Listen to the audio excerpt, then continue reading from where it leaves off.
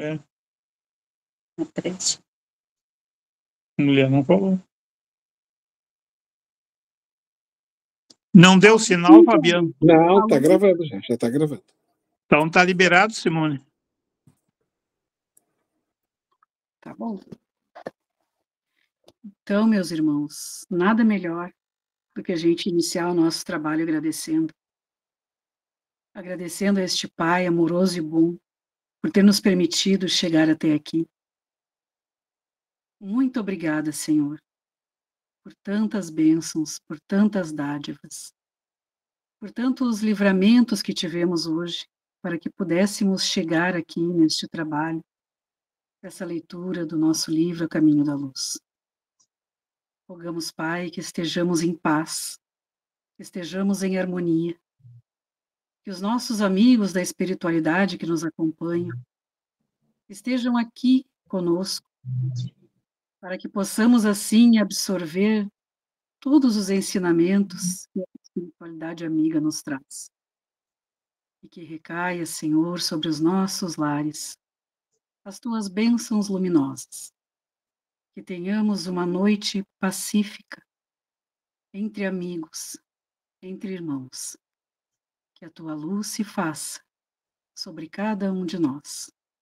Assim agradecemos, Pai, muito e sempre, a tua presença em nossas vidas. Obrigada, irmão Jesus. Que assim seja. Assim seja. Boa noite. seja. Boa noite, pessoal. Vamos então dar início. Eu vou projetar aqui a nossa aula. Deixa eu pegar ela. Vamos lá. Hoje nós vamos falar sobre os egípcios, é o capítulo 4, né? Confere? Confere. Uhum. Então, deixa eu só me organizar aqui para colocar ela certinha. Deixa eu postar aqui.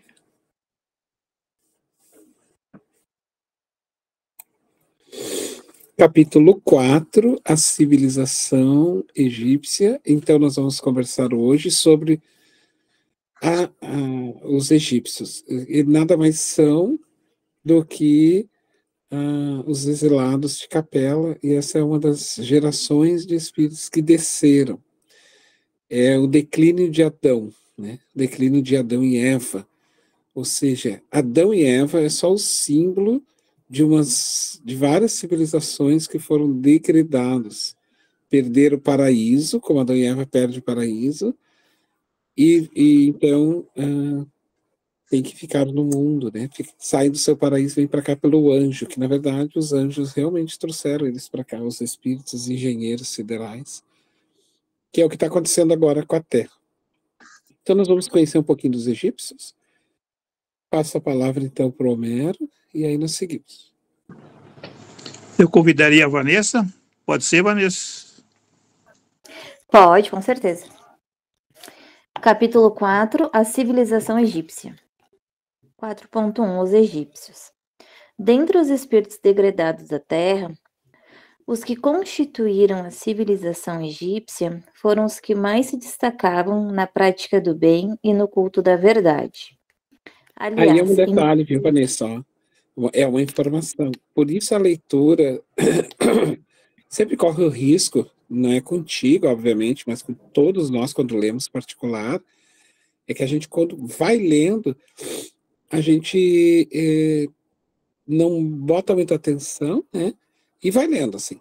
Então, aqui tem uma informação, ó. Dentre os espíritos que vieram para a Terra, os degradados, os que constituíram a civilização egípcia, foram os que mais se destacaram na prática do bem e no culto da verdade.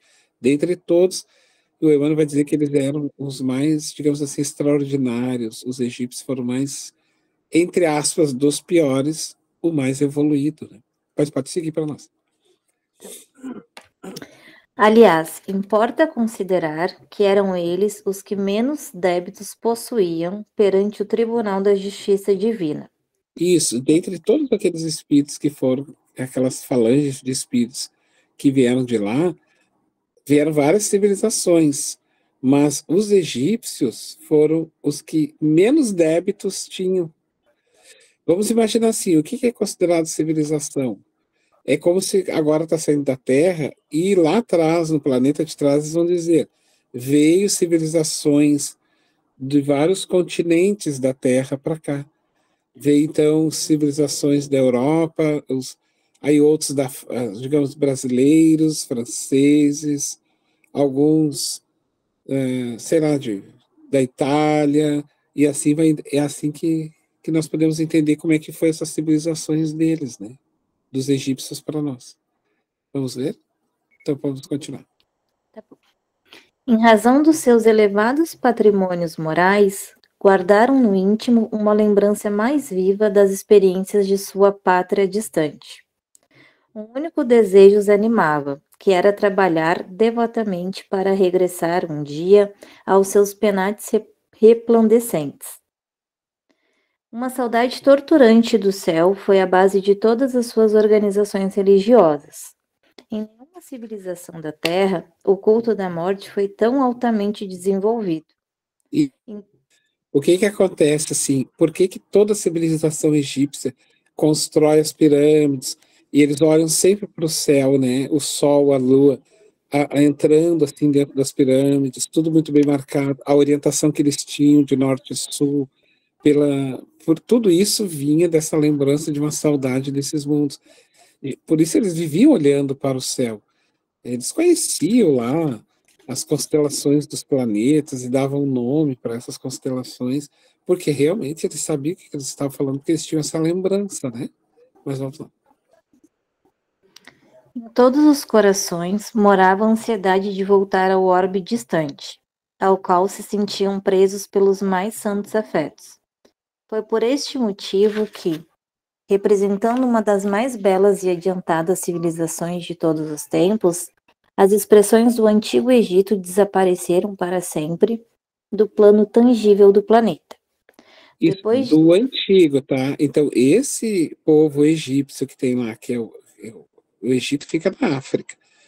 Então, toda a civilização egípcia, que é africana, os que existem hoje não tem nada a ver com os migrados. Os migrados já se foram. O que se terminou com eles, assim. O que tem hoje são apenas resquícios, pirâmides, só resquício deste povo que se foi. Tá? Vamos lá. Depois de perpetuarem nas pirâmides os seus avançados conhecimentos, todos os espíritos daquela região africana regressaram à pátria sideral. Ó, que interessante essa informação, tá? Então, eu gostaria de dizer, assim, para as pessoas né, que dizem assim, eu fui uma rainha do Egito. Pode ser, mas não migrado de capela, tá? Aquele povo, gente, eles não tinham a terra como escola. Os exilados de capela não era a escola deles da evolução.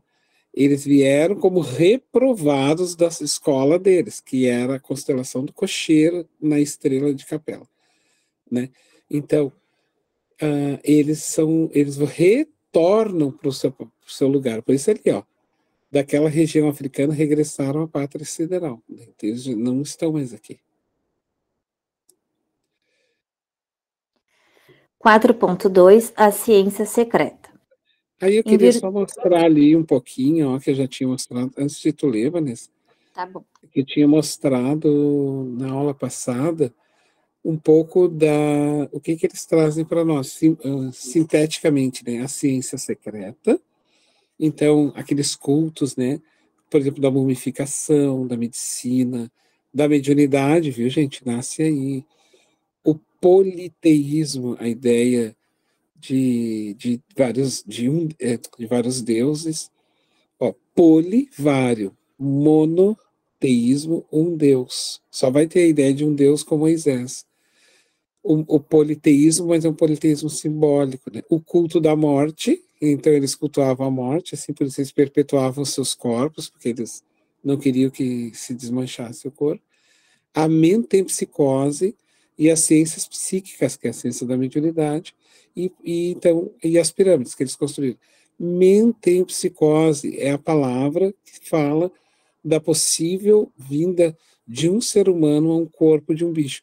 Eles defendem que é possível que um ser humano reencarne no animal. Isso o Espiritismo vai dizer que é algo impossível, porque ninguém pode ser mais aquilo que já superou. Ninguém mais desce ao nível que já avançou e que superou. É que eles defendiam isso porque eles se sentiam encarnados em corpos de animais. Comparado à evolução dele, os seres que aqui estavam realmente poderia se dizer que eram animais. Então, por isso ali, ó, presta atenção nos desenhos. Olha lá, ó, o boi, lá, o touro com a cabeça de corpo de homem, cabeça de boi. Depois a águia lá em cima. Então eles se desenhavam assim, porque eles era como se fosse uma recordação inconsciente do tipo, bom, eu regredi, eu voltei a ser um bicho, mas na verdade não voltou a ser um bicho, porque o corpo se modifica, mas o espírito não. E, na verdade, ninguém reencarna como bicho, é que eles têm um ponto da evolução entre os símios, né, que são os macacos, que o ser humano ainda pode reencarnar, mas é um dos últimos, assim, mais avançados, que vai ser lá no Homo sapiens, lá nos Neandertais, desculpe, das cavernas. Antes disso, não, é impossível, porque o perispírito, a biologia do corpo espiritual, ela não volta mais. Ninguém pode ser ex naquilo que conquistou. Por exemplo, assim, eu sou, vamos supor, né? Um exemplo, eu sou doutor em filosofia, por exemplo. Aí agora, Fabiano, tu vai ter que entrar lá na sala das crianças da primeira série. Eu não posso ser, eu não posso chegar na sala e fazer de conta que eu não conheço. Não tem como, isso é impossível. Eu posso entrar na sala e ficar com as crianças? Posso. Tem como eu ficar lá com as crianças? Tem. Tem como eu ser ignorante? Ignorante é de ignorar, né? Como as crianças? Não, não tem, porque eu não posso ser naquilo que eu já sou. E é por isso que eles acreditavam. O que eu diria, então, se alguém me jogasse numa sala? Eu voltei a ser um bebê. Então é possível voltar a ser bebê. E é isso que eles falaram. Então é possível voltar a ser bicho. E aí por isso eles se desenhavam. Entendeu? Então isso é um símbolo, né? Por isso eles marcam nas paredes. Mas então tá, pode seguir lá a tua leitura. Tá bom. 4.2 A ciência secreta. Em virtude das circunstâncias mencionadas, os egípcios traziam consigo uma ciência que a evolução da época não comportava. Aqueles grandes mestres da antiguidade foram, então, compelidos a recolher o acervo de suas tradições e de suas lembranças no ambiente reservado dos templos, mediante os mais terríveis compromissos dos iniciados nos seus mistérios. Os conhecimentos profundos ficaram circunscritos ao círculo dos mais graduados sacerdotes da época, observando-se o máximo cuidado do problema da iniciação.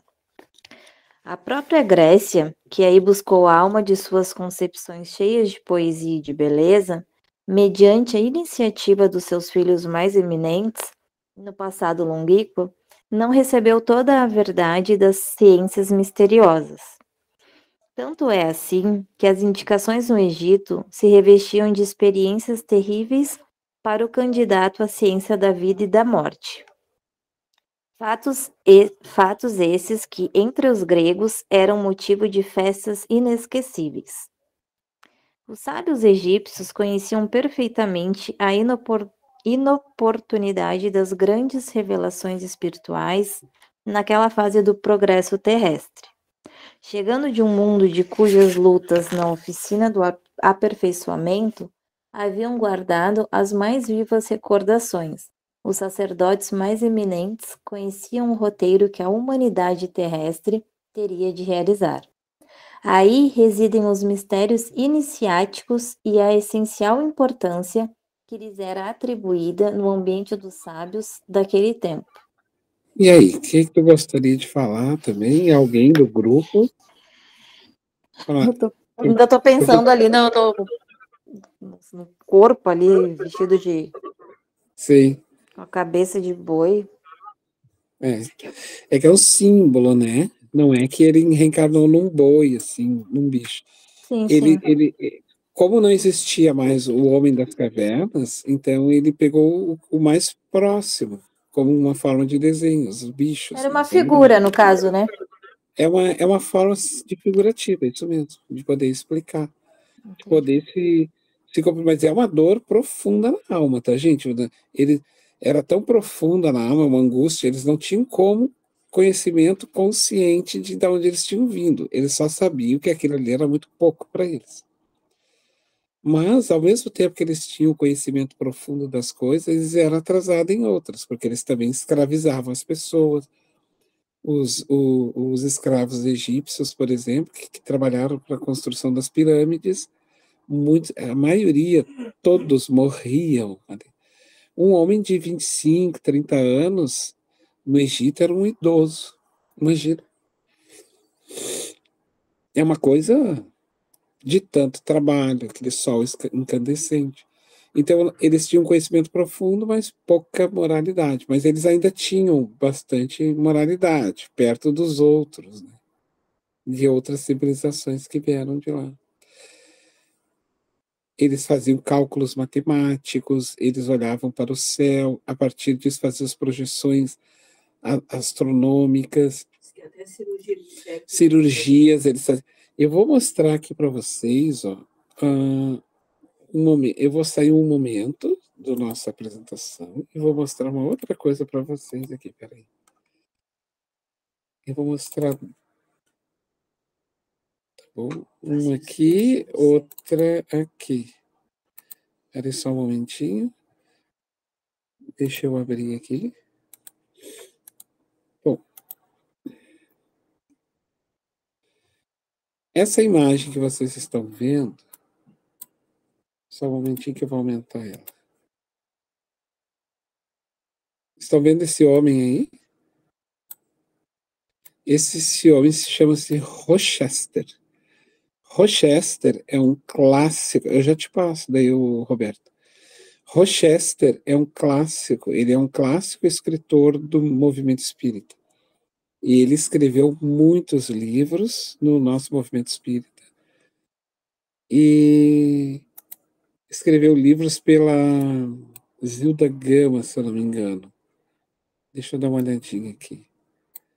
E aí, um dos livros dele, que é um clássico, editado pela Federação Espírita Brasileira, chama-se O Chanceler de Ferro, que vai contar a história de um dos maiores chanceler egípcio da sua época. Eu vou mostrar agora aqui a capa do livro para vocês. Um momento. Acabei tirando aqui. Não precisava ter tirado.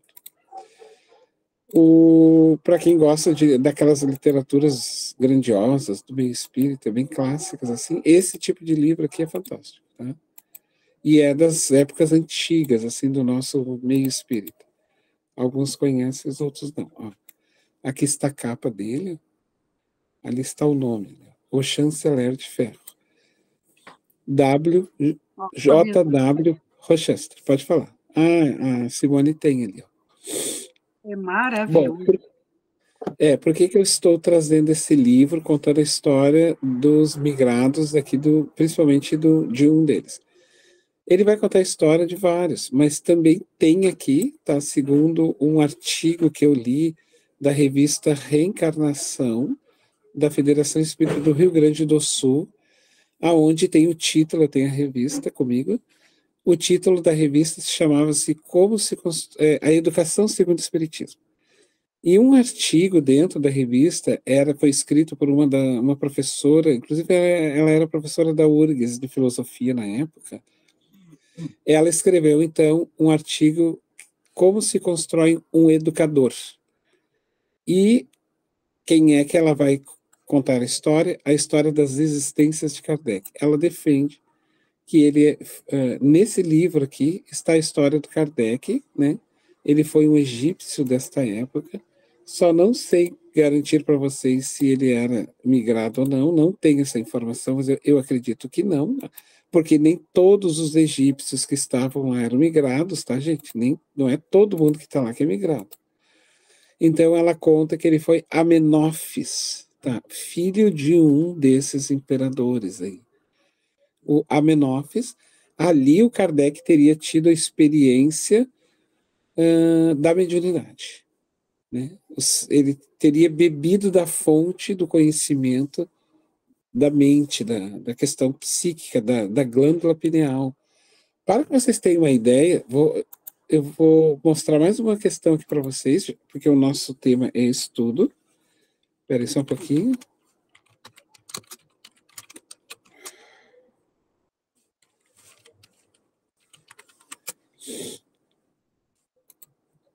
Eu vou mostrar aqui para vocês, ó. Um momento, vamos sair aqui de novo.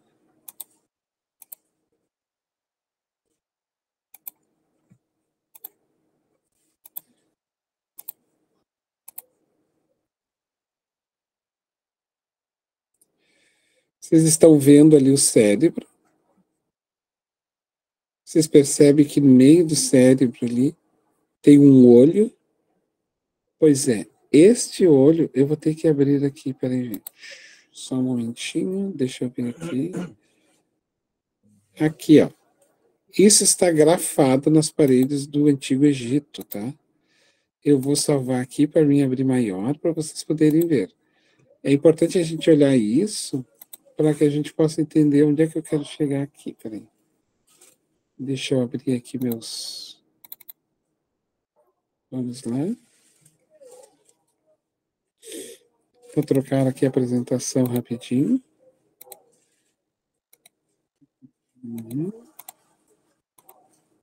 Bom, se nós pegarmos o cérebro e fatiarmos no meio, como essa imagem aí, ó. Olha aqui, ó, do lado esquerdo da minha tela, tem uma águia, vocês percebem? A águia que voa, que vai aos céus, porque ela tem asas, tá? Do outro lado, nós temos uma cobra, uma serpente, que é a energia da Kundalini, ou a energia da vida, né?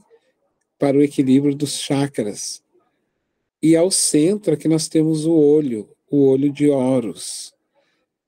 Só que isso aqui é o cérebro cortado no meio. É uma imagem do nosso cérebro cortado no meio. Agora eu vou mostrar para vocês o cérebro cortado no meio, fatiado no meio, é essa expressão. Um momentinho. Só um pouquinho.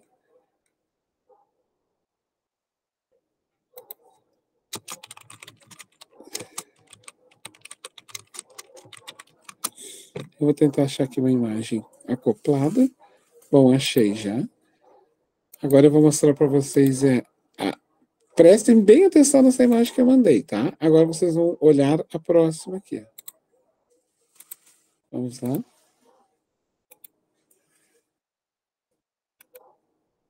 Deixa eu sair daqui.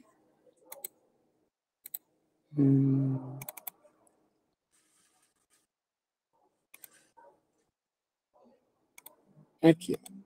Então vocês estão vendo a mesma imagem lá, agora o cérebro fatiado no meio ali. Olha lá o olho de Horus, tá vendo? Então aqui tem todo o encéfalo, aqui toda essa volta, o giro aqui assim. Aqui o bulbo atrás. Então aqui vai descendo para a espinha, né? É o tronco encefálico. E bem ao centro é onde fica a glândula pineal, que é o terceiro olho. Por isso tem um olho aqui, o olho de Horus. Ó. O olho que tudo vê. E eles já detectavam a mediunidade. Então, bem ao centro aqui. Ó. Tá? Então, o culto à mediunidade era trabalhado por esses egípcios também. Vou aumentar mais um pouquinho para vocês verem. Agora a gente volta rapidinho lá naquela imagenzinha, só para a gente beber de novo daquela fonte. Eu vou voltar ali só um pouquinho. Vamos lá.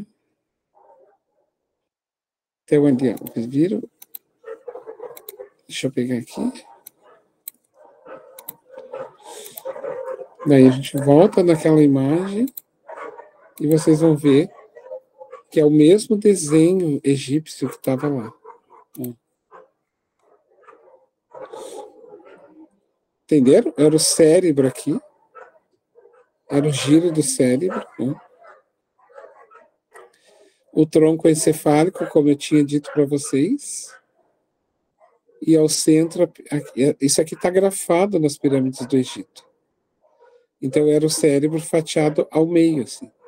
Como se passasse uma lâmina entre os olhos, cortasse a cabeça todinha no meio e dividisse em duas, assim. Aí fica um lado para o outro. A serpente aqui, da força da energia. Então, veja que eles já tinham essa noção, né? Do culto da mediunidade e outras expressões. Agora eu passo a palavra ali para o Roberto.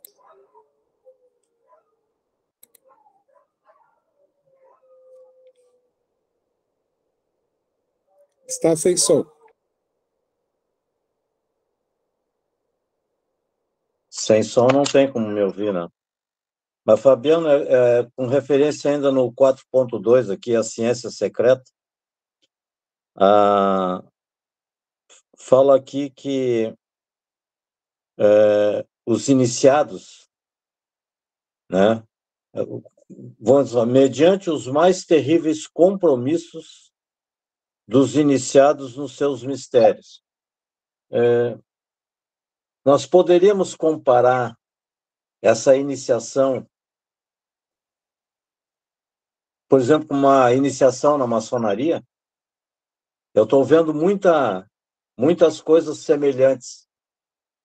Agora, essa colocação, terríveis compromissos, isso aí é que me chamou a atenção. Sim. O que É que, seria... na verdade, é que a maçonaria bebe da cultura egípcia bastante, né? Dessa questão toda. Com certeza. Então, os iniciados é porque esses espíritos que desceram para a Terra, claro, vamos imaginar assim, ó, eles reencarnaram. Só um detalhe que é importante, talvez a gente vai ver isso lá adiante no texto. Quando eles chegam na condição egípcia, tá? Que aí eles tomaram a condição deles. Foi o dia que eles deram tchau para nós, da Terra. Foi o final da vida deles aqui. As pirâmides não foi construída quando eles chegaram na Terra. As pirâmides foram construídas como um legado para ir embora. Vamos lembrar que eles vieram para a Terra lá no tempo das cavernas.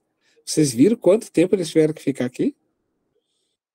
Então, quando eles chegam no período das pirâmides, que daí eles estão se iluminando para ir embora, é como se eles fizessem uma grande festa simbólica para deixar um legado e um presente para a nossa humanidade.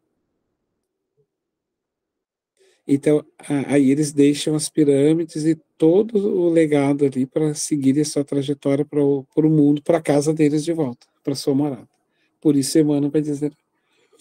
Então, esses iniciados são esses espíritos mais velhos lá de trás que vieram de lá. Porque posterior, depois eles tiveram relações com humanos aqui. Tiveram herdeiros que vai gerar outras e outras e outras, digamos assim, gerações. Mas aí essa geração que vai surgir não é de imigrados, é gerações da Terra. Por exemplo, que tem hoje no Egito não tem nada a ver mais com os migrados da Terra, de lá. Sim, mas o Fabiano... Sim, eu te entendi onde é que tu queria chegar na questão do... De terrível, né? Terríveis compromissos. Monstruoso. Nós não temos como mensurar, gente. Mas vamos lembrar que eles também usurparam lá, né, aquele planeta de tal forma que a gente mais ou menos tem uma ideia do tamanho do compromisso. Vou dar um exemplo para vocês, tá? Vou dar um exemplo clássico para vocês. Vocês sabiam que um político brasileiro e um juiz brasileiro, ele dá uma despesa para um cofre público, principalmente um juiz brasileiro, inigualável. No mundo, o nosso país é o único. Um juiz brasileiro, por exemplo, ele não paga nem a luz que ele consome. nem a roupa que ele consome é tirada do salário dele, ele tem dinheiro para isso. Então, tu imagina uma pessoa vivendo assim à margem de uma sociedade sofrida, trabalhando para sustentar esse tipo de situação. Então, quando esses espíritos saem da Terra, eles já foram pagos, agora eles têm que trabalhar. Então, eles descem para esses mundos, porque vão ir, gente, vão ir. Não estou dizendo os juízes todos, tá? Estou dizendo esses juízes assim, nesse nível. E fora políticos. Aí não é só esses, tá? Aí eu estou falando dentro do campo político, porque agora juiz virou político também, né? Diga-se de passagem. Mas eu estou falando também dentro do campo agora da saúde pública, por exemplo. Vamos pegar os grandes farmacêuticos do mundo criando doenças para criar remédio. Vocês sabiam, né? Que milhares de doenças no mundo são criadas para poder criar remédio. Só para vocês terem uma ideia clássica, assim, bem clássica. Eu fui uma vez no médico, eu estava com uma sinusite, fui na emergência. Quem me atendeu foi um médico argentino. Ele estava aqui no Brasil, trabalhando. Ele veio com aquela campanha dos médicos de fora. E ele disse assim para mim, eu vou acabar com a tua sinusite, tu nunca mais vai vir aqui. Aí eu disse assim, porque eu não aguento mais essa secreção a vida inteira, esse inverno me dá uma secreção horrível, eu não consigo botar a cabeça no travesseiro. Aí ele disse assim, já usei Sorine, já usei um monte de coisas, eu queria que o senhor me desse algumas coisas para botar, ele disse, não vou te dar nada. Porque essas medicações, olha que interessante, a medicação feita para isso não é para curar. Nenhum remédio. As farmácias, as grandes farmacêuticos do mundo, eles prolongam as enfermidades, porque eles vivem disso. Eu vou te dar uma receita da minha mãe para ti fazer em casa e tu nunca mais vai botar os pés aqui. E eu nunca mais botei, gente, os pés lá. Adivinha o quê? Injetar salmoura morna dentro da narina com toda a força, com uma seringa, e depois injetava do outro lado, injetava de um lado, e acabou. Acabou a sinusite. Eu tenho resfriado, obviamente, eu estou agora resfriado, mas nunca mais tive sinusite. Mas por que eu estou trazendo isso? Para dar o exemplo de como se produz enfermidades no mundo. Vocês entenderam? Tantos que muitos desses remédios, desculpa te interromper, eles viciam? Tem remédios que viciam, tem remédios que só amenizam, não curam. Eles não são feitos para curar. Eles são feitos para amenizar. Mas isso tem um propósito, né? E aí vamos pensar nos alimentos, vamos pensar, por exemplo, quantas coisas tem hoje nos nossos alimentos, quantos produtos, né? E assim vai indo, gente. Quantas... por exemplo, a questão do... Tu acredita, nós, por exemplo, acreditamos que somos livres no Brasil. Nós não somos escravos. Quando vai olhar assim que tu não pode viajar para o mundo, conhecer a cultura de outro mundo, tu não tem como fazer isso, tu vê claramente assim que tu acaba sendo... Quem é que barra isso? Quem barra isso é o interesse do mundo, que não dá um salário decente para uma professora, que não dá um salário decente para um trabalhador, que só mantém a míngua aquela pessoa. Então, onde é que vão essa gente toda que faz isso? Para onde é que a gente vai, essas pessoas que têm bancos e bancos de alimentos no mundo e trancam, jogam uma bomba em cima de um hospital, matam um monte de crianças dentro de um hospital? Para onde é que vai essa gente? Vai ter que ser migrado daqui. Não tem o que fazer. Entende? Isso que a gente nem sabe ainda o que acontece no mundo. O que acontece no mundo, né? Então, esses tipos de espíritos vão ser retirados da Terra. Vão ser retirados. Deixa eu botar aqui a nossa aulinha de volta. A Rita queria falar. A Rita levantou a mão, Rita? Eu queria comentar uma coisa também ali. A ciência secreta, Fabiana, então, seria realmente a questão mediúnica que tu estava abordando, que ali fala... Não, tem mais. Oi? Tem a medicina... Só um pouquinho, só deixa eu concluir o pensamento. Porque ali fala assim, os conhecimentos profundos ficaram circunscritos ao círculo dos mais graduados sacerdotes da época. observando o máximo cuidado do problema de iniciação. Então, mesmo eles vindo de capela, nem todos sabiam todas as verdades das ciências e tudo. Alguns que eram chamados de sacerdotes.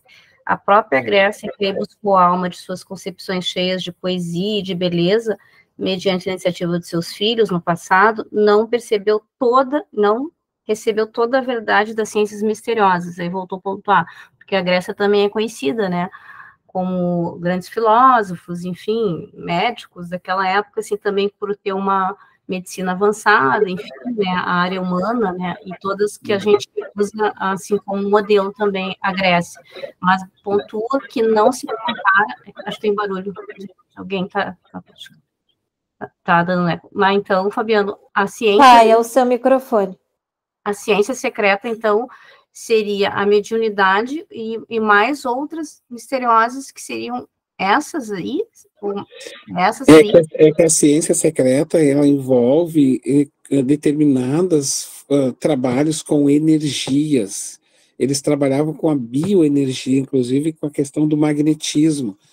E isso não se podia ficar passando de geração em geração para as pessoas, não para as pessoas que não tinham a menor ideia do que fazer com esse tipo de manipulação, tu entende? Eles já traziam essa consciência de culpa que não deveriam mais ficar passando essas coisas assim para qualquer pessoa, entende? Então, por exemplo, a ciência, por exemplo, de manter um corpo mumificado, principalmente a mediunidade, só ficava restrito aos sábios da época. Por que os sábios da época? Porque eram homens prudentes. Tu entendeu? Eram homens sensatos. Não se podia, assim, se abrir muito. Vamos colocar nós na casa espírita. Tem coisas na casa espírita que não dá para a gente ficar falando. Uma coisa é, por exemplo, o ambiente particular das mesas mediúnicas. O conhecimento que se elabora na escola mediúnica não é um assunto para estar se levando para as pessoas lá fora. Isso é dado aos iniciáticos.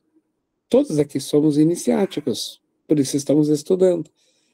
Podemos levar esse conhecimento para todos? Não. Não tem como. Então ele é fechado. Porque tu tem que, para chegar aqui nesse ponto que a gente está estudando, já tem que ter um pouquinho de caminhada, de informação, pelo menos. Mas várias coisas, tá? É a medicina que eles trazem, claramente. A mediunidade, através da comunicação, porque eles comunicavam. A questão da energia, do magnetismo, principalmente. Os aviões, quando passam, sofrem colapsos quando passam perto da pirâmide. Para vocês verem o tamanho da força de magnetismo que eles manipularam, que persiste até os dias de hoje, lá no Egito. Ô, Fabiano, uma coisa que eu fiquei pensando, quando fizeram as pirâmides, né, foi os escravos, no caso, as pessoas que eram escravizadas pelo pessoal do Egito, mas eram os hebreus ou os judeus que depois tiveram a saída de lá, e era o mesmo povo que veio de Capela. Está fechado o seu microfone, Fabiano. É que assim, ó, egípcio é egípcio, daí o povo hebreu vai lá para o outro lado, né? Ali, na verdade, é só uma civilização egípcia, africana. Então, dentro do continente africano. Agora, o que estava acontecendo, por exemplo, lá na Índia, nós vamos estudar depois, né? Os hindus, e depois lá na Grécia, que daí a Grécia bebeu da fonte porque os filósofos viajavam. Para nós ter uma ideia, o Aristóteles, ele foi aluno de Platão. Vocês sabem, né? A Rita sabe bem o que eu vou falar agora, e quem viaja sabe. Quem viaja aprende muito. Viajar é uma coisa que tu absorve conhecimento. Nesse período da Grécia, o Alexandre o Grande, que não tinha nada de grande, porque ele decapitava as pessoas, porque a gente tem mania de chamar de grande as pessoas, né? O Alexandre, o imperador, ele conhece o Aristóteles. E o Aristóteles passa a ser professor, orientador do Alexandre. O Alexandre, que era invadia as terras, né? Ele invadindo as terras da Macedônia. E o que acontece? O Aristóteles sempre viajou com ele. O Aristóteles, por exemplo, bebeu das fontes do povo egípcio. Aprendeu muito da cultura egípcia. Muito. Jesus passou pelo Egito com a sua mãe, fugido. Claro que não vamos comparar Jesus, porque Jesus ele já era um espírito extremamente... Jesus já era pronto no seu conhecimento de criança. Mas então não tem uma coisa assim, passar ali, aprender com aquele povo e sair é uma coisa. Agora, não é que... Quem é que foi escravizado? O povo que estava ali. Eles escravizaram aquele povo que estava ali. Mas a gente tem que imaginar assim, gente, ó. Eles não desceram ali e caíram na África. Eles já estavam por ali desde o tempo das cavernas. É isso que a gente tem que entender, entende? Então, desde os tempos da caverna, e eles estão tendo relações, assim, eles estão em corpos, estão tendo relações com seres humanos.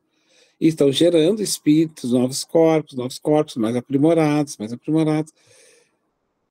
E aí, isso, eles vão indo, vão evoluindo, e sempre se destacando. Eles são aqueles tipos de espíritos que se destacam, assim, no ramo político, e eles se tornam os grandes sacerdotes, os grandes líderes da época.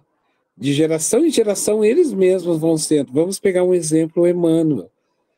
O Emmanuel foi Públio, o senador romano. Mas ele também foi o seu próprio avô.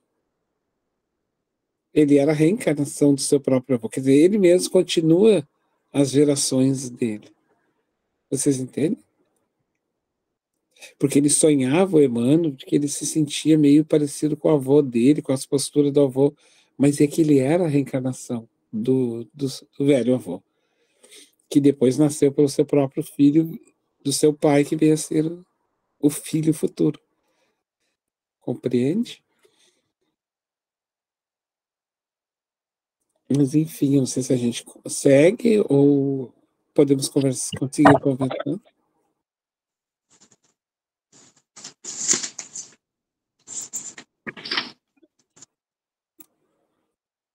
Alguém vai continuar? Alguém vai ler ou vai mudar? A Vanessa quer trocar um pouquinho, Vanessa, quer descansar? Pode descansar, seu Mero, obrigada. Eu convidaria a Cleonice, pode ser, Cleonice?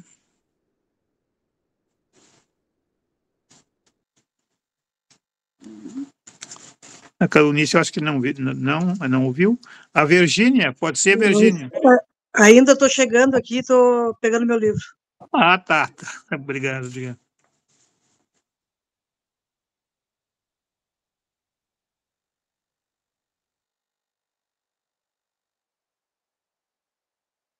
Pode ser, Virgínia, até eu me encontrar aqui, seu Homero.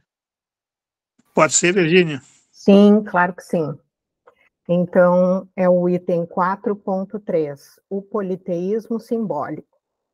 Nos círculos esotéricos, onde pontificava a palavra esclarecida dos grandes mestres de então, sabia-se da existência do Deus único e absoluto, Pai de todas as criaturas e providência de todos os seres. Mas os sacerdotes conheciam igualmente a função dos espíritos prepostos de Jesus, na execução de todas as leis físicas e sociais da existência planetária, em virtude das suas experiências pregressas. Desse ambiente reservado de ensinamentos ocultos, partiu, então, a ideia politeísta dos numerosos deuses que seriam os senhores da terra e do céu, do homem e da natureza.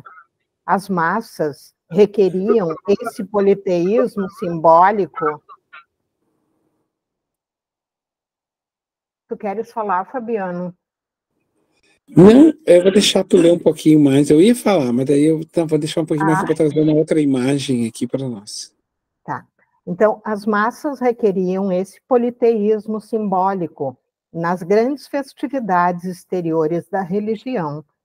Já os sacerdotes da época conheciam essa fraqueza das almas jovens de todos os tempos, satisfazendo-as com as expressões esotéricas de suas lições sublimadas. Tá, até aí, voltando lá em cima, ele vai dizer assim, ó. Mas os sacerdotes conheciam igualmente a função dos espíritos prepostos do Cristo na execução de todas as leis físicas. Lembrem lá atrás, quando eu tinha dito para vocês que Jesus tinha trazido vários espíritos para ajudar na elaboração do planeta Terra, e muitos na área da geologia, outros da biologia, outros da genética, outros da filosofia, outros de outros, e assim foi indo. Esses espíritos prepostos, ou seja, espíritos que trabalhavam para o Cristo na execução, olha lá, na execução de todas as leis físicas, sociais da existência planetária, em virtude das experiências que eles tinham no passado, por isso pregressa. Desse ambiente reservado de ensinamento oculto, partiu então a ideia do poli, que é vários deuses. Como é que eles entenderam? Quando eles desceram, eles tiveram com Jesus e esses prepostos, e eles então, não entendendo muito bem a ideia de força, entenderam que haviam vários deuses. Então, nasce ali essa ideia de vários deuses. Futuramente, que nós vamos estudar daí no povo hebreu, Moisés coube a missão de dizer que não há vários deuses, mas um Deus. Porque, na verdade, aqueles espíritos só eram mensageiros de Jesus. Então, eu vou trazer aqui para vocês uma imagenzinha rápida, ó. Mais ou menos assim, gente, ó. Vamos imaginar aqui, né? Esses espíritos aqui saindo desses lugares, assim. Eu estou trazendo uma imagem do meu computador mesmo, aqui para vocês terem uma ideia. Imaginem que tu tá no mundo espiritual e tu vê vários espíritos assim coordenando todo um planeta. Essa imagem aqui ela é simbólica, tá? Ela não representa.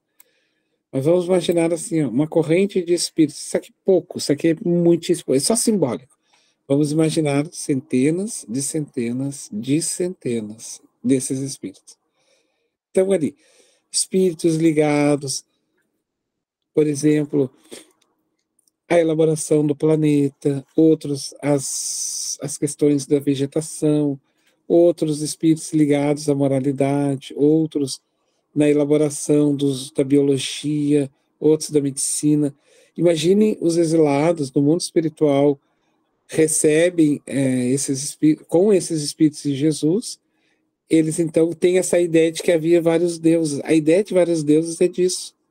Eles olharam para aqueles trabalhadores do Cristo e entenderam que vários deuses haviam trazido eles para a Terra. Então eles trazem e criam essa noção de poli. Poli é mais de um. Mono é um. Então, politeísmo, né? Essa noção de múltiplos deuses na Terra. Nasce dessa concepção deles. Alguém gostaria? Eu gostaria de falar, Fabiana. Então, eles não estavam totalmente equivocados nessa acepção do politeísmo, porque eles sabiam que eles tinham poderes. Claro que havia, na verdade, um Deus somente, mas essa ideia de politeísmo, ela veio dessas entidades superiores aí. A ideia mesmo de politeísmo é dos egípcios. Sim. Mas porque eles sabiam que estavam executando funções na Terra desde há muito. Vamos imaginar, sabe? Aqui na condição de egípcio é a finaleira deles aqui na Terra. Chegou o final da expiação. Então eles estão trazendo no inconsciente essa noção de vários deuses, porque eles estão sendo orientados por esses espíritos nobres, na execução do que eles têm que fazer aqui. Não era mais Jesus. Só que tem um detalhe. Jesus diz para eles que eles não estariam só e que ele estaria com eles para sempre. Aí eles trazem aquilo no inconsciente e por isso eles têm, todos os povos tinham a ideia de que o Salvador voltará. O Salvador voltará. Até hoje, gente, as igrejas ainda estão que o Salvador voltará. O Salvador já veio, morreu na cruz, e eles ainda estão lá naquela coisa que ele voltará. Ele não volta mais assim como a gente acha. Jesus Cristo não tem condições de ficar transitando assim pela terra.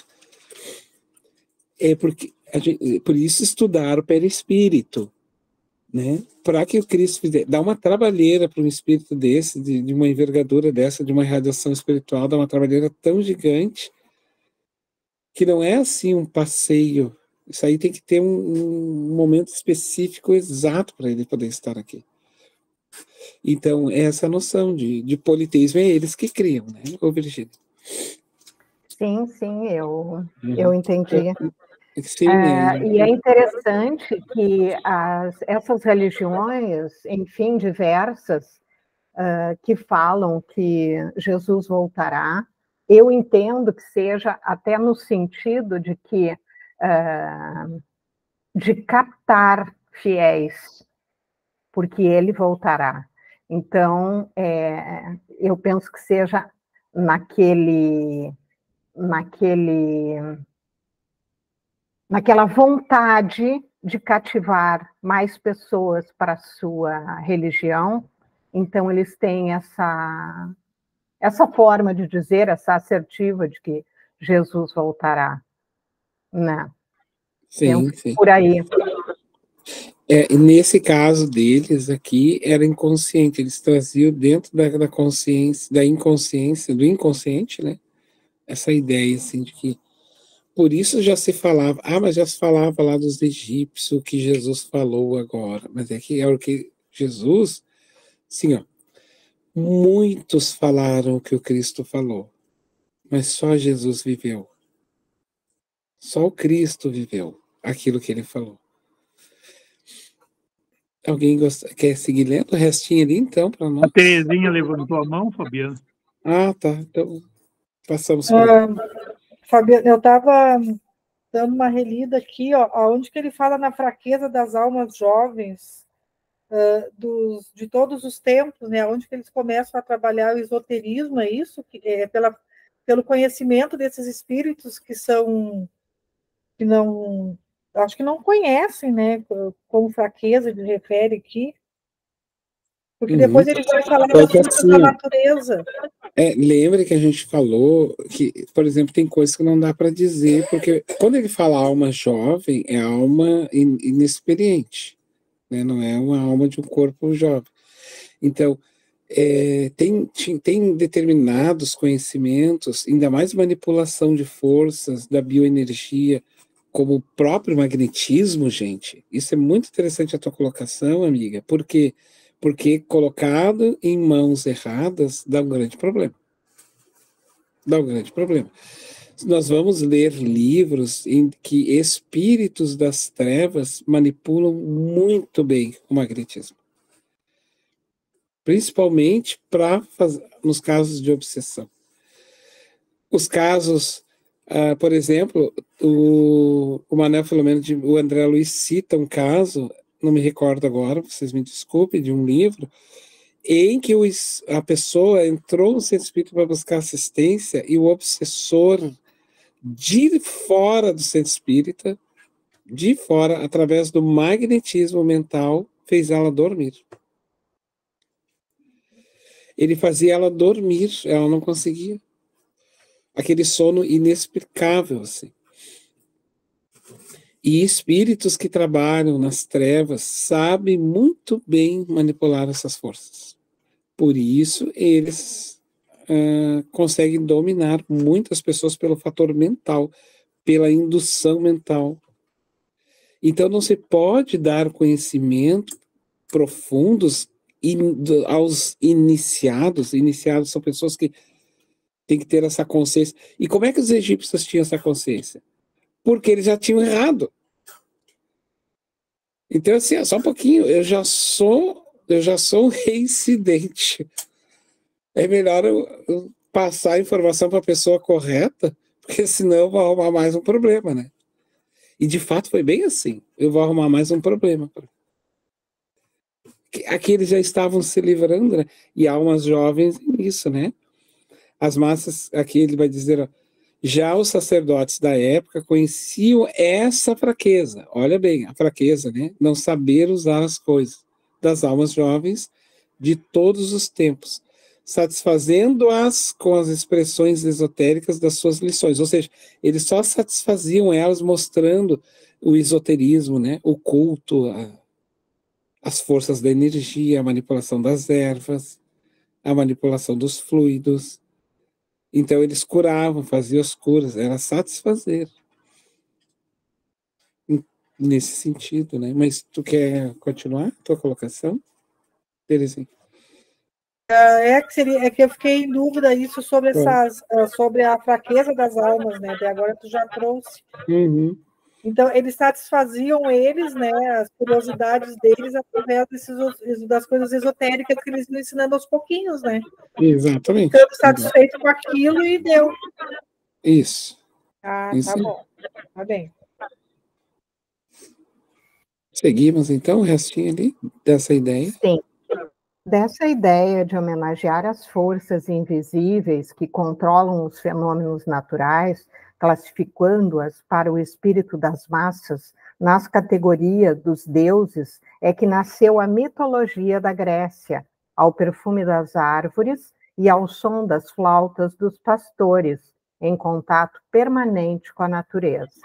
Bom, aqui ele está se referindo a Homero. Homero foi um poeta, né, lá da Grécia, era um poeta cego, que então queria explicar a humanidade, e aí deu para as forças da natureza, que daí isso que vai sustentar na Grécia, e depois posteriormente a Roma, a ideia de que todas as forças, nascido lá no Egito, de que todas as forças tinham deuses.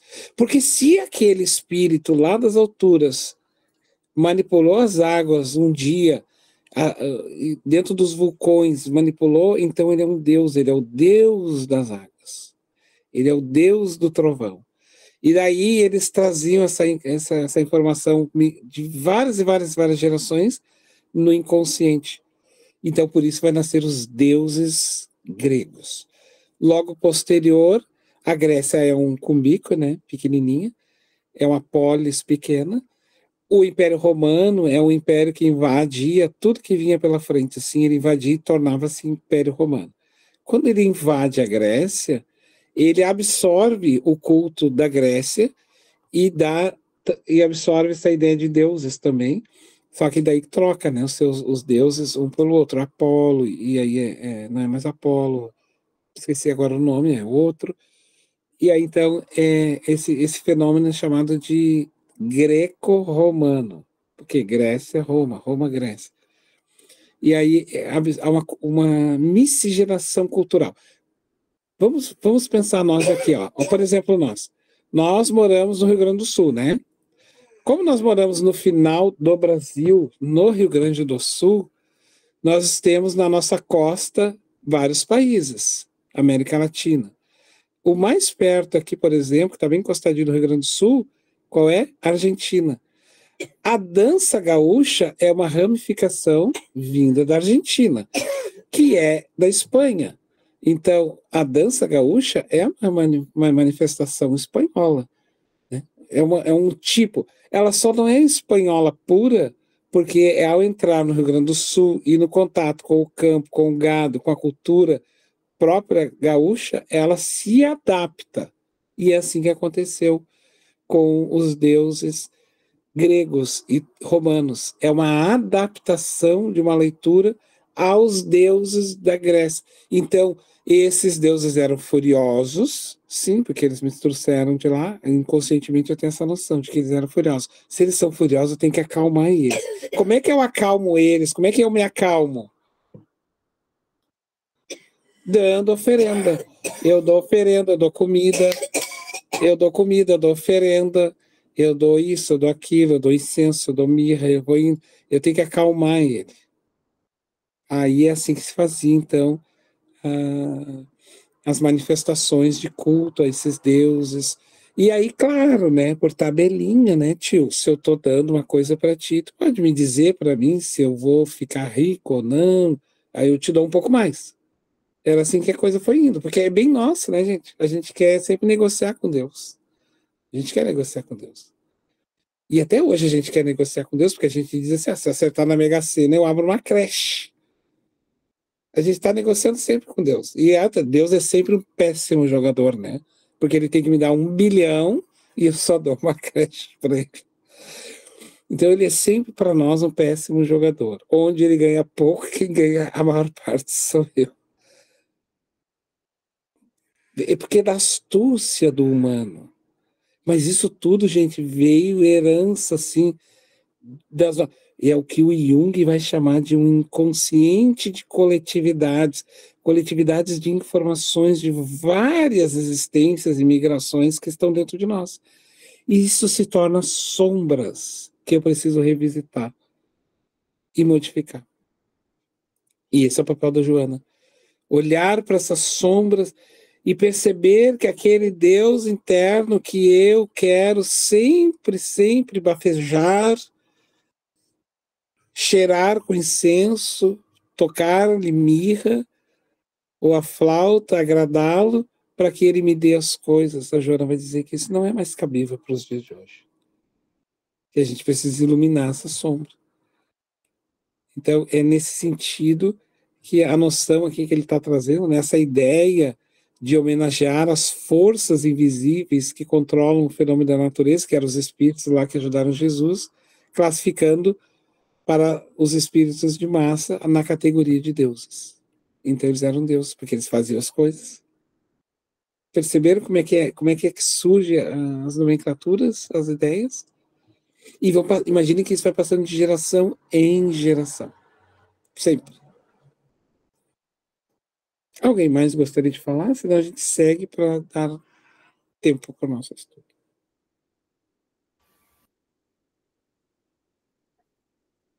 Então, 4.4. O culto da morte e a metempsicose. Um dos traços essenciais desse grande povo foi a preocupação insistente e constante da morte. A sua vida era apenas um esforço para bem morrer. Seus papiros e frescos estão cheios dos consoladores mistérios do além-túmulo. Era natural.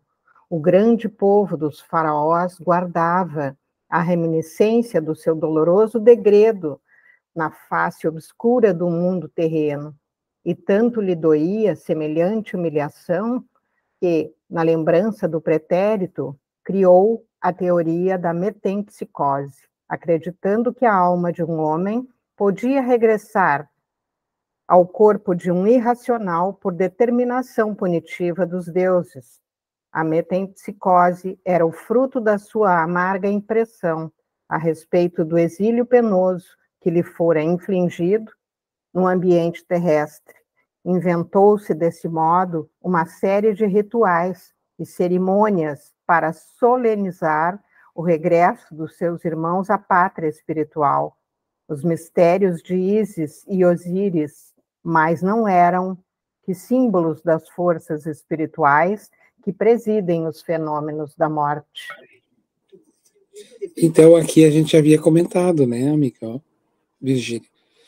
A metempsicose, então, como eles se viam assim como regredidos para mundos, para espíritos, para corpos de espíritos menos evoluídos, eles acreditavam que então o espírito podia regredir. Na verdade, regride na condição, mas não na moralidade, né? Não no conhecimento. Eu posso trocar de roupa, mas independente de trocar de roupa ou não, eu conservo a minha consciência, porque eu não sou ex no que eu sei. Todos nós sabemos ler aqui. Eu não posso dizer para ti, Virgínia, a partir de agora tu não sabe mais ler. Não tem como. Não tem como. Porque tu não pode ser ex nesse sentido, não. Agora, tu pode trocar, por exemplo, de veste, pode trocar de casa, quer dizer, de coisas, sim, de conquista, não. Tudo bem, Está pessoal? gravado, né, Fabiano? Isso. Está gravado em nós, não tem como nos tirar. Foi Não, uma conquista de cada um. isso, perfeito. É uma conquista e tu preserva isso, essa conquista. Seu Homero vai querer passar para alguém? Ou A Cleonice, passar para a Cleonice. Pode ler, porque está ruim. Sim, seu Homero. Foi. É no início aqui, né?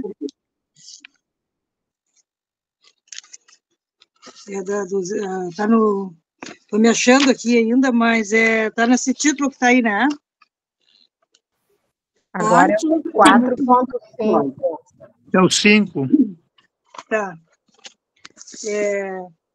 Os egípcios e as ciências psíquicas. Certo? As ciências psíquicas da atualidade eram familiares aos magnos sacerdotes dos tempos. O destino e a comunicação dos mortos e a pluralidade das existências e dos mundos eram, para eles, problemas solucionados e conhecidos. O estudo de suas artes pictóricas positivam a veracidade dessas nossas afirmações. Isso, só um detalhe, tá? Aqui, quando ele diz assim, ó, o destino e a comunicação dos mortos, ou seja, a questão da vida após a morte para eles já era conhecida, eles faziam essa comunicação. A existência em vários mundos, sim, porque eles vieram de outros mundos. E aí ela cita aqui, ó, o estudo das suas artes pictórias positivam essa veracidade, ou seja, picto de grafia, de pintura nas paredes. Então eles já mostravam nas paredes como eles acreditavam em tudo isso, né? Da vida após a morte, de mundos em outros lugares, e eles desenhavam todos os símbolos dos egípcios. Sabe que o egípcio, ele não usa o alfabeto como nós, apesar de que os números e outras questões vêm dos egípcios, que são símbolos, né? Por exemplo, a escrita egípcia é assim, vamos dizer que tem uma pirâmide, um pássaro, um barco, e vamos dizer, um gato. É que não é uma leitura que nem a gente que coloca dois conectivos, por exemplo, né? Para, P-A-R-A. A gente coloca dois, aí vai e forma uma frasezinha, uma palavra. O egípcio não, ele fazia uma leitura simbólica. Então, o pássaro voou para tal, e aqueles desenhos simbolizavam várias coisas. O pássaro simbolizava algo, e era assim, era um conjunto de desenhos e símbolos que identificavam a expressão, entendeu? Então, por isso que se estuda os egiptólogos e os arqueólogos que fazem estudos dos escritos dos egípcios, eles encontraram essas marcas. Mas pode seguir lendo, amigo. Num grande número de frescos, apresenta-se o homem terrestre acompanhado do seu duplo espiritual. Os papiros nos falam de suas avançadas ciências nesse sentido e, através deles, podem os egiptólogos modernos reconhecer que os iniciados sabiam da existência do corpo espiritual pré-existente, que organiza o mundo das coisas, né? E das formas. Isso, ele está falando aqui que eles já tinham conhecimento do corpo espiritual, o corpo perispiritual. O papiro é um papel, é uma forma de fazer registro, porque não se tinha como registrar, e aí ele vem deles. Mas vamos lá. Seus conhecimentos a respeito das energias solares com relação ao magnetismo humano eram muito superiores aos da atualidade. Nesses conhecimentos nasceram os processos de mumificação dos corpos, cujas fórmulas se perderam na indiferença e na inquietação dos outros povos. Seus reis estavam tocados do mais alto grau de iniciação, enfeixando nas mãos todos os poderes espirituais e todos os conhecimentos sagrados. É por isso que a sua desencarnação provocava a concentração mágica de todas as vontades, no sentido de cercar-lhes o túmulo de veneração e de supremo respeito. Esse amor não se traduzia apenas nos atos solenes da mumificação. Também o ambiente dos túmulos era santificado por um estranho magnetismo. Os grandes diretores da raça, que faziam jus a semelhantes consagrações, eram considerados dignos de toda a paz no silêncio da morte. Nessas saturações magnéticas, que ainda aí estão a desafiar milênios, residem as razões da tragédia amarga de Lord Carnarvon e de alguns dos seus companheiros que penetraram, em primeiro lugar, na câmara mortuária de Tutankhamon. E ainda por isso é que, muitas vezes, nos tempos que correm, os aviadores ingleses observam o não funcionamento dos aparelhos radiofônicos, quando as suas máquinas de voo atravessam a limitada atmosfera do Vale Sagrado. Isso, lembra que eu falei para vocês, eles sabiam manipular as forças da energia, né? Do magnetismo. Eles manipulavam de tal forma que eles conseguiam fazer, porque, inclusive, teve esse senhor aqui que, se eu não me engano, morreu, gente. E ao entrar dentro foi quando ele descobriu o túmulo de Tutankhamon, um desses migrados. Os aviões, quando passam por cima, sofrem a interferência, né, no rádio e nos aparelhos da energia que ali permaneceu. A energia, pessoal, ela... Pode falar. Não, mas assim, ó, esse caso dos que morreram, assim, os arqueólogos que foram também, descobriram porque tinha fungos e coisas, porque ficou muito tempo fechado ali, né? Então, os que entraram nas pirâmides e foram nesses... do Tutankhamon e tudo, pelo menos eu ouvi vários noticiários depois, na época de 30 anos atrás, 40, eles falaram que também porque as pessoas morreram também por isso, né, assim, claro, os aviões, essa questão das pirâmides, tem alguém que está com o microfone ligado, assim, que está dando eco, mas assim, as pirâmides sim, tem essa questão, né, que ninguém explica, não tem, assim, nada, assim, comprovado, mas na questão dos túmulos, muitos morreram, os primeiros que foram achar, né, essas tumbas, e enfim, porque também eram ambientes ali que ficou, como tu falou, né, tem milênios de tempo ali, também, e não usavam proteção, né, talvez nem luvas, nem máscara, né, então teve isso também, né, então só para deixar claro, também teve essa questão que aconteceu, né?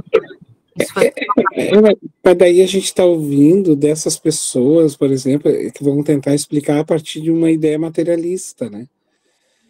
Eles nem estão interessados em falar de bioenergia, essas coisas, porque essa ciência ela não está, porque eles querem olhar essa questão puramente do que eles podem medir lá na placa de cultura do laboratório. E quando, na verdade, tem coisas que não, porque eles manipulavam, né? Não, sim, as pirâmides, sim. Eles mesmos não têm explicação mesmo, isso aí que tu falou lá.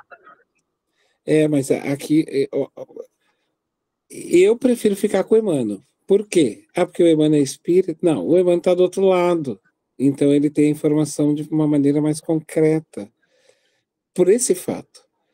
Então, no caso, como ele está dizendo aqui, ó, né, que era por causa da manipulação dos fluidos e dessa energia, eu ainda prefiro ficar com ele, porque vindo da nossa ciência ainda muito pobre, eu sempre digo assim, gente, ó, eu não coloco o Chico num pedestal, tá?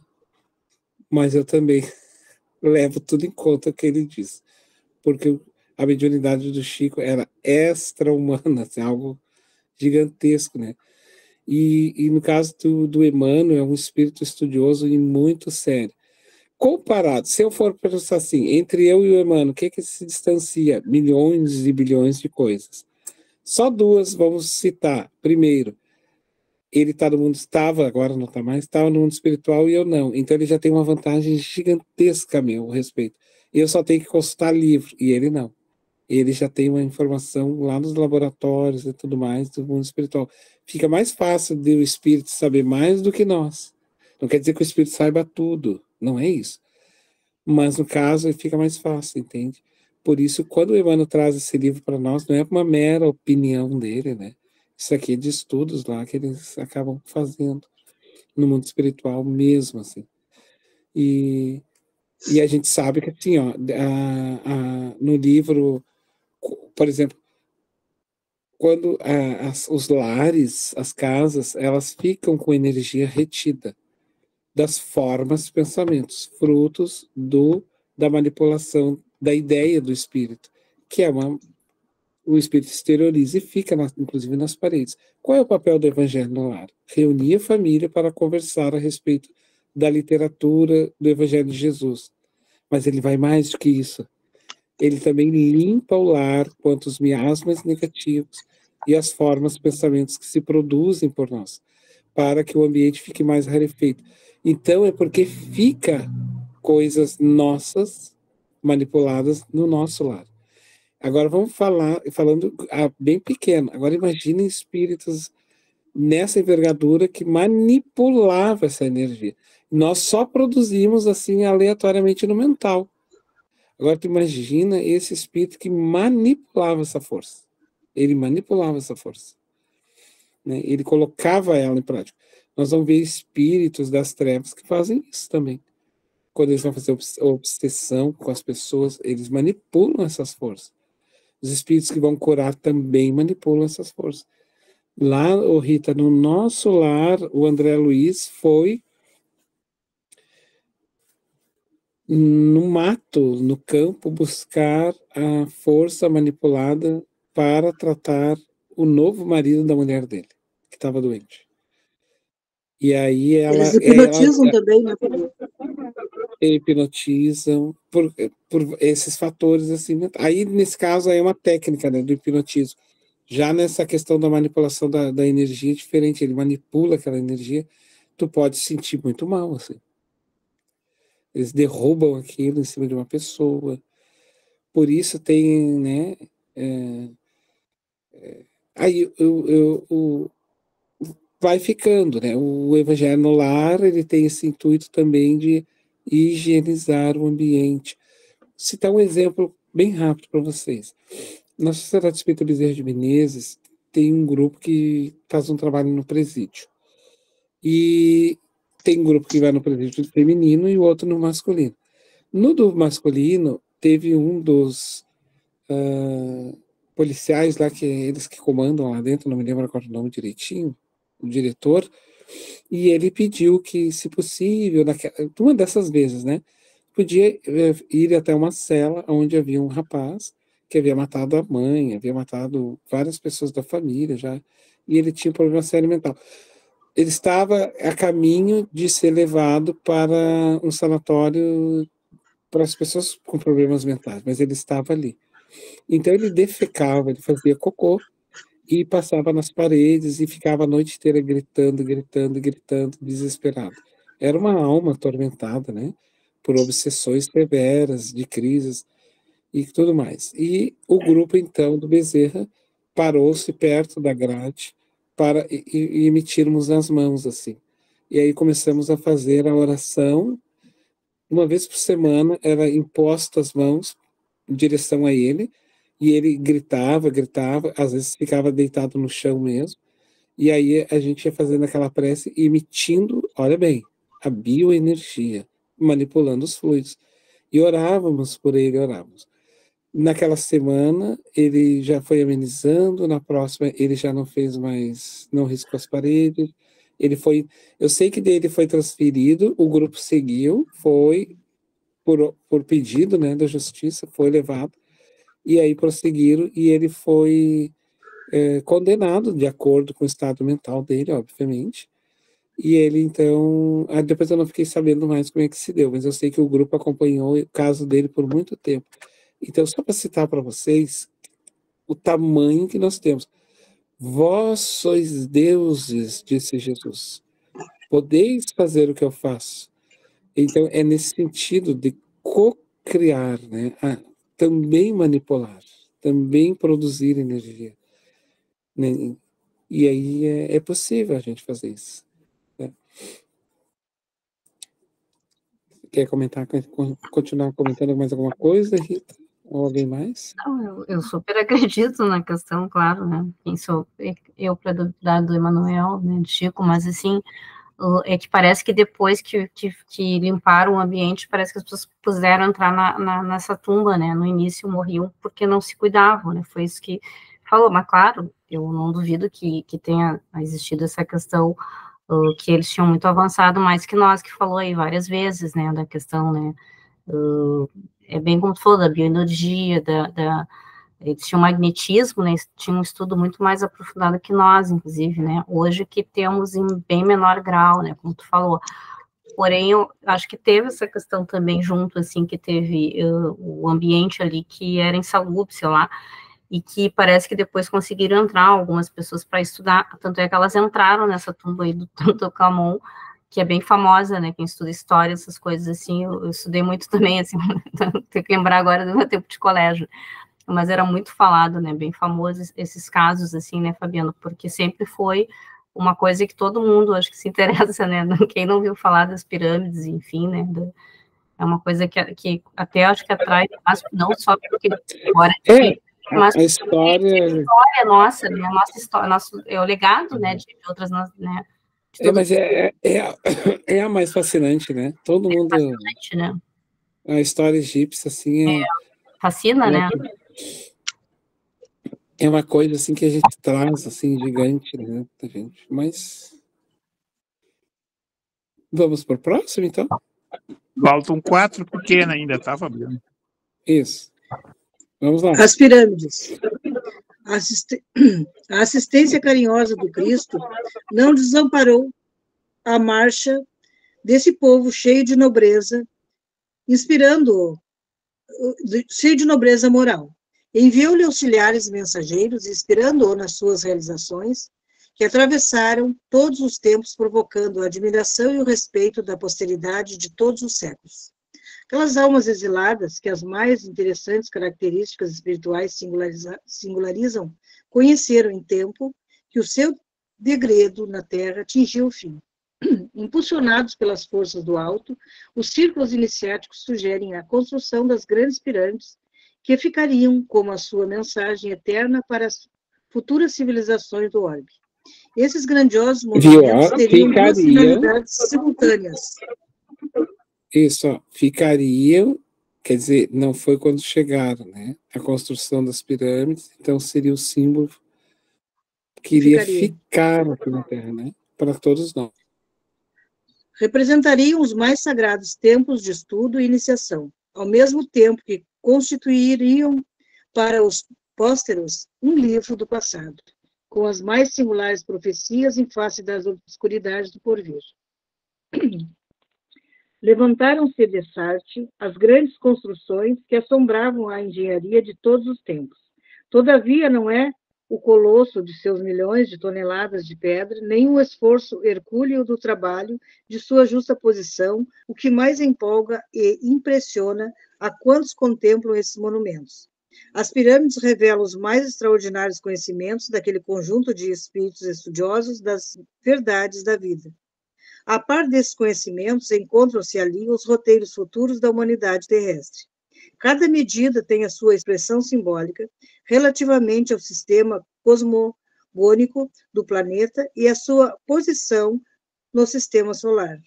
Ali está o meridiano ideal, que atravessa mais continentes e menos oceanos, e através do qual se pode calcular a extensão das terras habitáveis pelo homem, a distância aproximada entre o Sol e a Terra, a longitude percorrida pelo globo terrestre sob a sua órbita no espaço de um dia, a precessão dos equinócios, bem como muitas outras conquistas científicas que somente agora vêm sendo consolidadas pela moderna astronomia.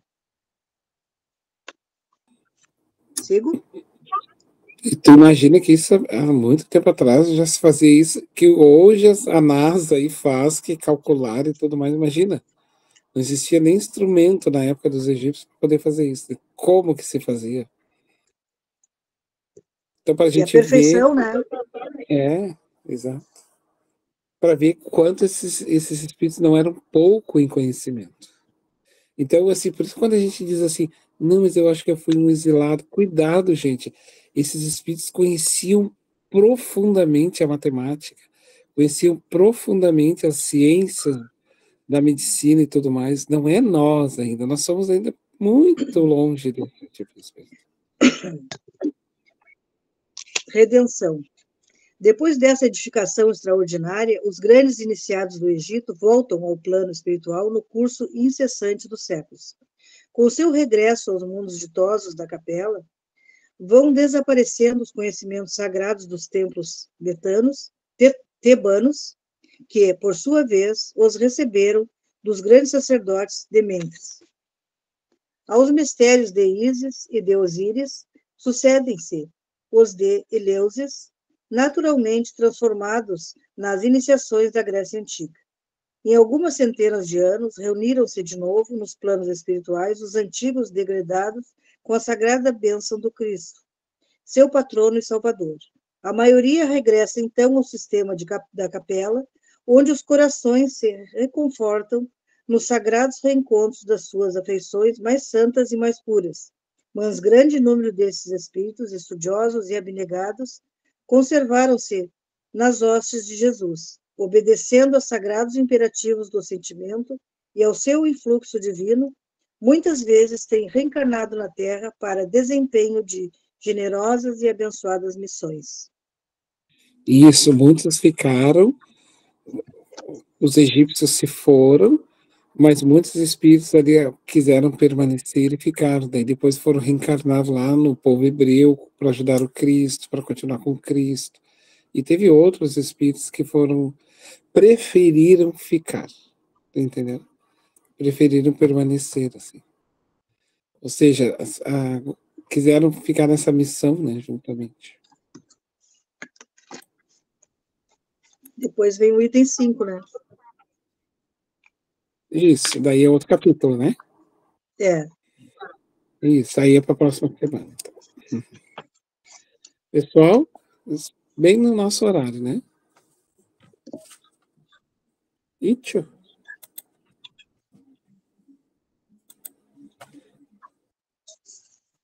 Tem 3 minutinhos aí. Tem alguma pergunta?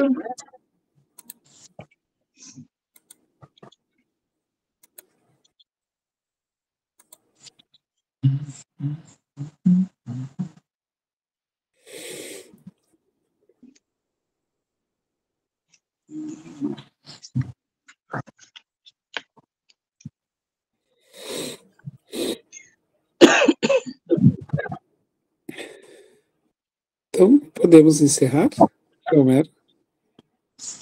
Tá, Simone, é contigo. Pode ser. Então, a gente encerra como a gente iniciou, né? Agradecendo a este Deus amoroso e bom por termos estado aqui com os nossos corações entrelaçados e que possamos, Senhor, ter uma noite tranquila, uma noite de sono e que possamos, assim, descansar no nosso físico e agradecer por estarmos aqui, por termos estado estudando nesta noite. E que possamos aproveitar todos esses ensinamentos, este manancial de bênçãos que nos é trazido pelo Fabiano, pelos livros, pelos nossos encontros de quinta-feira. Graças te damos, Senhor, graças te damos, Jesus, aos nossos espíritos, companheiros e amados que nos cercam, que nos instruem, e que amanhã, Senhor, possamos ser melhores do que fomos hoje. Sendo assim, damos por encerrado as nossas aulas do dia de hoje. Muito obrigada por tudo, Pai, e que assim seja. Uma boa noite a todos. Que assim seja. Boa noite, pessoal. Boa noite a todos. Até o próximo encontro.